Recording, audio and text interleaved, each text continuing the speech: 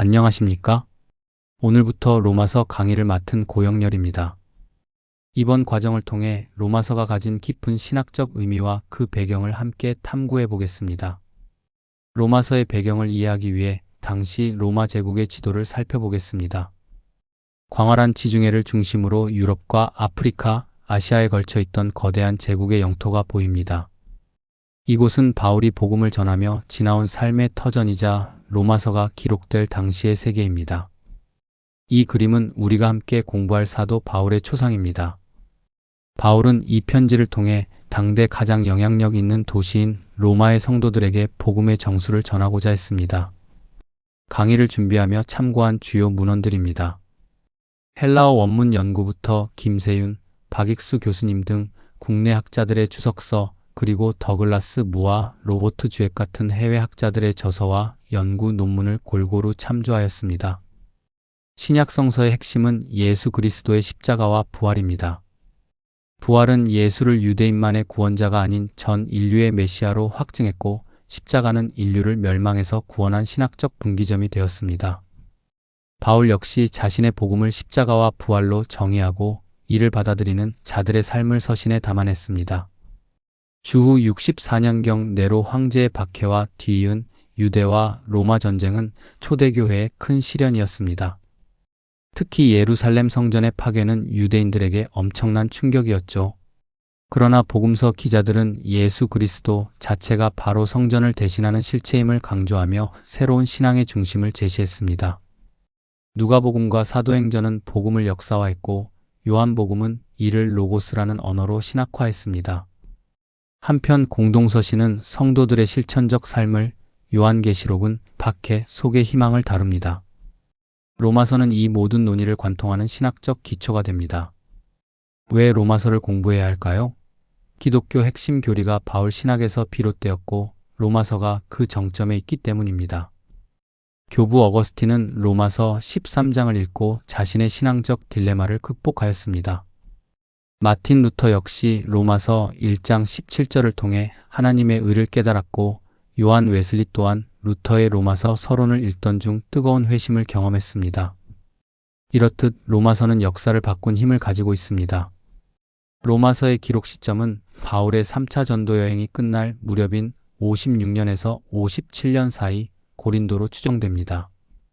사도행전의 기록과 베베, 가이오 등 바울의 동역자들에 관한 정보가 이를 뒷받침합니다.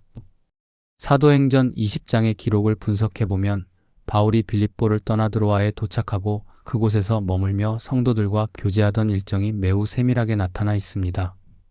이 여정의 기록들이 로마서 기록 연대를 추적하는 중요한 단서가 됩니다. 바울의 여정을 간략하게 살펴보면 다음과 같습니다.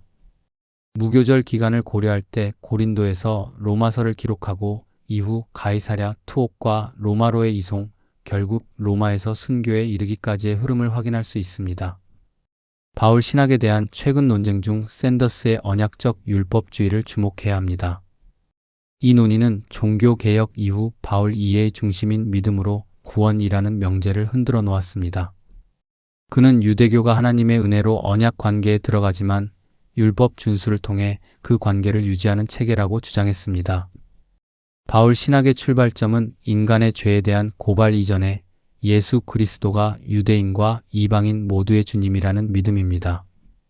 구원이란 결국 죄의 권세에서 그리스도의 통치 아래로 옮겨지는 것이며, 이는 그리스도의 죽음과 부활에 참여하는 것을 의미합니다.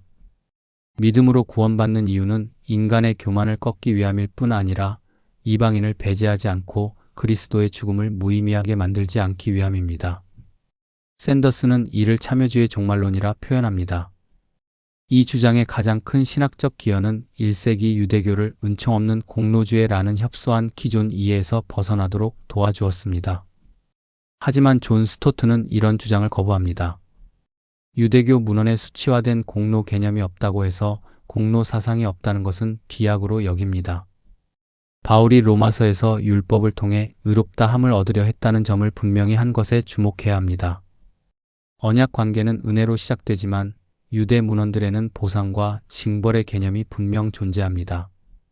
바울은 인간의 행위적 공로로 언약에 머물 수 있다는 주장을 거부하며 오직 믿음만을 강조했습니다. 당시 유대교의 다양성도 간과해서는 안 됩니다. 스토트는 샌더스가 바울 서신의 핵심인 죄와 죄책, 하나님의 진노, 그리고 은혜를 통한 의롭다 하심을 간과했다고 비판합니다. 바울은 인간의 자랑과 하나님의 은혜를 날카롭게 대립시켰습니다. 로마서 1장은 인사와 감사, 그리고 복음의 핵심 주제를 다룹니다. 16절과 17절은 믿음의 의를 선포하고 이어지는 구절들은 하나님의 진노와 인간의 죄를 구체적으로 열거하며 우리에게 복음이 왜 필요한지를 역설합니다. 마지막으로 로마서의 구조를 정리해 봅니다. 서론부터 시작해 인간의 죄성, 하나님의 은혜, 그리고 이스라엘에 대한 계획과 성도의 살, 끝으로 바울의 사역까지 전체적인 흐름을 이해하는 것이 중요합니다. 이 구조를 바탕으로 앞으로의 강의를 진행하겠습니다.